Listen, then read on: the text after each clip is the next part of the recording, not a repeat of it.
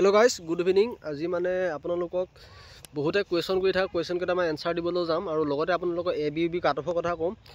যেহেতু মানে কি মই কালি आपनलोक কমিউনিটিত এটা পোষ্ট দিছিলো। কমিউনিটি মানে যেটো ভোট দিব পাৰে যে 29 পৰা 30 ভিতৰত কোনে কিমান পাইছে বা 30 বা 31 ভিতৰত কোনে কিমান পাইছে বা 31 বা 32 ভিতৰত কোনে কিমান পাইছে তেনেকৈ এটা आपनलोक কমিউনিটিত পোষ্ট দিছিলো। आपनलोকে সকলোৱে দেখিছে চাগে। সেই কমিউনিটিত যিমানখিনিয়ে মানে ভোট কৰিছে ভোটটো অনুযায়ী আপোনালোক কাটঅফ এটা ক'ব পাৰিম। যদি যোনখিনি ক্যান্ডিডেটে ভোট দিছে যদি সঁচাকৈ ভোট দিছে মানে যিখিনি মানে ক্যান্ডিডেটে ভোট দিছে মানে সঁচাকৈ দিছে, কিছুমানেতো এনেও ভোট দি দিব পাৰে ন। যদি সঁচাকৈ দিয়ে তাৰ কাটঅফটো এটা মানে এনালাইজ কৰিব পৰা হৈ গৈছে। মানে যিমানখিনি মানে ক্যান্ডিডেটে ভোট দিছিল কোনটো কিমান পাৰ্সেন্ট আছে আপোনালোকক মই কম বাৰু। সেইটো হিচাপত যদি আপোনালোক কাটঅফ এটা দিওঁ কাটঅফটো মানে বৰ বেলেগ এটা ষ্টাইলত ল'ব, অলপ হাই যাব যিটো ষ্টাইলত ভোট কৰিছে ক্যান্ডিডেটে বিলাকে। মানে আপোনালোকৰ প্ৰায় মানে আপোনালোক 1600 বা আপোনালোক 2000 ক্যান্ডিডেটলৈকে ভোট কৰিছে। এটাত আপোনালোক 2600 ক্যান্ডিডেটে ভোট কৰিছে আৰু এটাত আপোনালোকৰ 1800 ক্যান্ডিডেটে ভোট কৰিছে। 1800 আৰু 2600 বহুত ক্যান্ডিডেটে ভোট কৰিছে। সো যদি হেতু ৰিয়েলিটি মতে যদি ভোট কৰিছে আপোনালোক কাটঅফটো কিমান হ'ব পাৰে মই আপোনালোকক জনাম। সো হেতু অনুযায়ীহে জনাম। যদি হয়তো ৰিয়েল হ'ব পাৰে ফেক হ'ব পাৰে, কাৰণ এটো কোনোবাই জাস্ট ক্লিক কৰি দিলে হৈ যায় ন। কিছুমানে এনে ভয় খবৰ কাৰণেও দি দিয়ে কিছুমানৰ ক্ষেত্ৰত। সো সেইভাবে এনেকুৱা হ'ব পাৰে যে এটোৱে সত্য হ'ব, এটো কাটঅফ নহয়। হেতু অনুযায়ী কাটঅফটো কিমান হ'ব হেতু জনাম। আৰু লগতে আপোনালোকে বহুতে কোৱেশ্চন সুধি আছে যে এবি পৰা কামাণ্ডো যাব পাৰি না নোৱাৰি সুধি আছে দেই গাইস। মানে এবি ব্ৰাঞ্চৰ পৰা কামাণ্ডো যাব পাৰে না বহুতে সুধি আছে। সো এটো এনসাৰ দিম। প্ৰথম আপোনালোকক এবি ব্ৰাঞ্চৰ পৰা কামাণ্ডো যোৱাটো কথা কৈ লওঁ। এবি ব্ৰাঞ্চৰ পৰা কামাণ্ডোত যাব পাৰি। যেটো আপোনালোকৰ হেডকোৱাৰ্টাৰ থাকে হেডকোৱাৰ্টাৰলৈ আপোনালোকৰ উইলিংনেছ আহে। মানে আপোনালোকৰ ওপৰৰ যেটো আসাম পুলিচ হেডকোৱাৰ্টাৰ থাকে গুৱাহাটীত, যেটো ট্ৰেইনিং হেডকোৱাৰ্টাৰ বুলি কয় হেতু গুৱাহাটীত যোনটো আছে, তাৰ পৰা আপোনালোকৰ নটিচ পঠিয়াব। নটিচ পঠিয়াই ইমানজন মানে কামাণ্ডোৰ কাৰণে লাগে বা CIJW তেনেকুৱা ট্ৰেইনিঙৰ কাৰণে লাগে ধৰিলো কামাণ্ডোৰ কাৰণে লাগে, তেতিয়া আপোনালোকে তাত আপোনালোকে নাম দিব লাগিব, বুজিছেনে। নামটো আপোনালোকে তাত উইলিংনেছত নামটো দিলে আপোনালোকে কামাণ্ডোত যাব পাৰে, বুজিছে নহয়। কামাণ্ডো আপোনালোকে ট্ৰেইনিং 3 মাহ মান হয়, ট্ৰেইনিং 3 মাহ মান মাৰি আপোনালোকে কামাণ্ডোত যাব পাৰে। সো এটোৱে প্ৰসেস আপোনালোকে কামাণ্ডোত যোৱাটোৰ। আৰু বাকি মানে যাৰ যাব ইচ্ছা আছে হেতি যাব পাৰে আৰু কামাণ্ডোত এবি ব্ৰাঞ্চৰ পৰা। তাৰ পিছত আপোনালোকে বহুতে এডমিটৰ কথা সুধি আছে। এডমিটটো আপোনালোকৰ বেছি দিন নাই আৰু এডমিটটো এইকেইটা দিনৰ ভিতৰতে মোৰ মানে অনুমানিক ওলাব লাগে। আৰু আপোনালোকৰ 20 তাৰিখ যেটো মই টাৰ্গেট দিছো 20 তাৰিখৰ ভিতৰত আপোনালোকৰ এডমিটটো ৰিলিজ হ'ব লাগে। লগতে আপোনালোকৰ কি বুলি কয় হায়াৰ সেকেন্ডাৰী পৰীক্ষাৰ ডেট আহি পৰিছে নহয়, গম পাইছে চাগে কিমান তাৰিখৰ পৰা হায়াৰ সেকেন্ডাৰী পৰীক্ষা আছে। তাৰ পিছতে হয়তো ৰিটেনটো পাতিব লাগে। যদি মাৰ্চৰ মানে আপোনাৰ 9 তাৰিখ মানৰ পৰা আপোনালোকৰ বেলেগ এটা এক্সাম আছে যোনটো সানডে পৰিছে মাৰ্চৰ সানডেটো, হয়তো প্ৰথম সানডেটোত নেপাতিলে আপোনালোকৰ সেকেন্ড সানডেত আপোনালোকৰ হেৰি আছে কি বুলি কয় এক্সাম এটা আছে DME। সো থাৰ্ড সানডেত পাতিব লাগিব, বুজিছে নহয়। মাৰ্চৰ প্ৰথম সানডেটোত আপোনালোকৰ এক্সাম এটা আছে।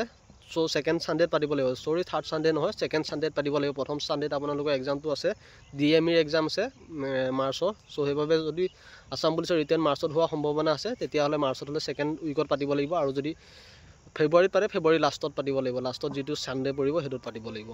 সেইটোৱে কথা। মানে এতিয়া হায়াৰ সেকেন্ডাৰী পৰীক্ষাৰ কাৰণে অলপ মানে বস্তুবিলাক বিজি হৈ আছে, তো সেইভাবে অলপ লেট ডিলে হৈ আছে। তেবই হয়তো এইকেইদিনৰ ভিতৰতে কাটঅফটো আহিব। হায়াৰ সেকেন্ডাৰী পৰীক্ষা শেষ হোৱাৰ পিছতে মোৰ সম্ভাৱনা মতে এদিনহে হায়াৰ সেকেন্ডাৰী পৰীক্ষা হ'ব। সো আমাৰো ডিউটি পৰিছে, সবৰ পুলিচবিলাক আৰ্চমেনবিলাকৰ এদিন ডিউটি পৰিছে। যিবিলাক হায়াৰ সেকেন্ডাৰী পৰীক্ষা আছে হায়াৰ সেকেন্ডাৰী পৰীক্ষাৰ কাৰণে ডিউটি পৰিছে, ডিটেইলমেন্ট হৈছে। সো সেইভাবে আপোনালোকৰ হায়াৰ সেকেন্ডাৰী পৰীক্ষাৰ পিছতে মোৰ মতে আপোনালোকৰ যেটো এবিবি কনষ্টেবল বা APR সকলোহি কম্বাইন ৰিটেন এক্সামটো হ'ব লাগে। ফুল গ্যাৰান্টি মানে ফুল সম্ভাৱনা মানে 100% মানে আপোনালোকৰ সম্ভাৱনা আছে মাৰ্চতে হোৱা ৰিটেন টেষ্টটো। আপোনালোকক মই কৈ থলো এই কথাষাৰ আপোনালোকে মনত ৰাখিব। মাৰ্চত হোৱা সম্ভাৱনা 100% আছে বাৰু। কাটঅফৰ কথা বাদ দিয়ক, 100% মাৰ্চত হোৱা সম্ভাৱনা আছে। আৰু আপোনালোকৰ কাটঅফটো কথা বহুতে সুধি আছে।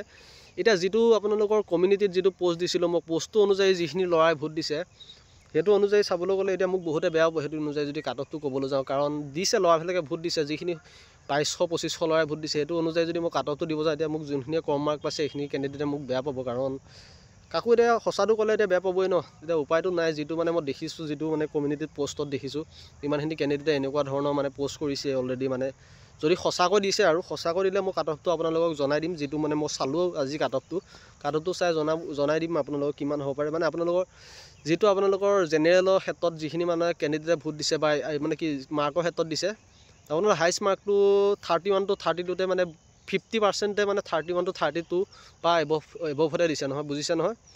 সো সেইভাবে মানে কি আপোনালোকৰ জেনেৰেলৰ ক্ষেত্ৰত মই অল ডিষ্ট্ৰিক্টৰ এটা অনুমানিক আইডিয়া দি দিছোঁ আৰু সেইটো হিচাপত দেখি পিনে আৰু দেই মই গাইছ আপোনালোকক কৈ দিছোঁ আৰু বেয়া পাই লাভ নাই। চব ডিষ্ট্ৰিক্টতে হয়তো নাখাদিব পাৰে, এটা মানে আইডিয়া এটা এক্সপেক্টেড আপোনালোকক আইডিয়াটো দি দিছোঁ আৰু যিটো মানে ভোটটো দেখিহে মই কৈছোঁ দেই, যোনটো মই কমিউনিটি দিছোঁ ভোটটো অনুযায়ী কাট অফটো কিমান হ'ব পাৰে আপোনালোকক কৈ দিছোঁ। জেনেৰেলৰ ক্ষেত্ৰত আপোনালোকৰ 30.50 পৰা আপোনালোকৰ এবভ যাব, মানে 30.50 লাষ্ট কাট অফ শেষ হৈ যাব জেনেৰেলৰ ক্ষেত্ৰত, মোৰ এটা আইডিয়া আৰু যিটো মানে কমিউনিটি পষ্টটো চাই দিছোঁ দেই, তাতকৈ হয়তো কমো হ'ব পাৰে। যদি এইটো ৰিয়েলিটি হয় তেনেকুৱা মানত কাট অফ শেষ হৈ যাব। 30.50 জেনেৰেলৰ কাট অফ শেষ হৈ যাব, 30.50 বা 30 মানৰ পৰা আহি যাব জেনেৰেলৰ নামৰ, তাতকৈ তললৈ আশা নকৰিব বুলি মোৰ এটা আইডিয়া। যদি কমিউনিটিত যদি সত্যতকৈ যদি চবেই দিছে ভোটটো, আৰু তাৰ তলত আপোনালোকৰ কাষ্ট SC ST OBC এইবিলাকৰ আপোনালোকৰ 29.50 মানৰ পৰা নাম আহিব বা 29ৰ পৰা নাম আহি যাব, বুজিছে নহয়। চ' তেনেকুৱা ধৰণৰ কথাটো আৰু আপোনালোকক কৈ দিলোঁ 29.50 তেনেকুৱা মানৰ পৰা আপোনালোকৰ ৰিজাৰ্ভখিনি আহিব, আৰু আনৰিজাৰ্ভৰ ক্ষেত্ৰত আপোনালোকৰ 30 বা 30.50 মানৰ পৰা আহিব, বুজিছে নহয়। যিটো কমিউনিটিত দেখিছোঁ সেইটো কৈ দিছোঁ, আৰু সেইটো হয়তো নহ'বও পাৰে দেই গাইছ, আপোনালোকে সেইটো কোৱাৰ কাৰণে বেয়া নাপাব। যিটো মানে ৰিয়েলিটি দেখিছোঁ ৰিয়েলিটিটো মতে মই কৈ দিছোঁ, আৰু যিটো মানে ভোটৰ ক্ষেত্ৰত দেখিছোঁ, যদি সেইটো কেণ্ডিডেটে বেলেগে যদি এনে দিছে তেন্তে সেইটো কাট অফ বেলেগ হ'বও পাৰে, চেঞ্জ হ'ব সেইটো কাট অফ। কিন্তু যিটো যদি সঁচাই ভোট দিছে তেনেকুৱা ধৰণৰ কাট অফ এটা হোৱাৰ সম্ভাৱনা 100% আছে।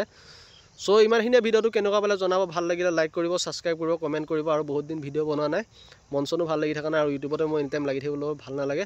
চ' সেইবাবে ফ্ৰী পালে এটা বনাই দিছোঁ আজি ভিডিঅ'টো, কেনেকুৱা পালে জনাব কমেণ্টত। ধন্যবাদ।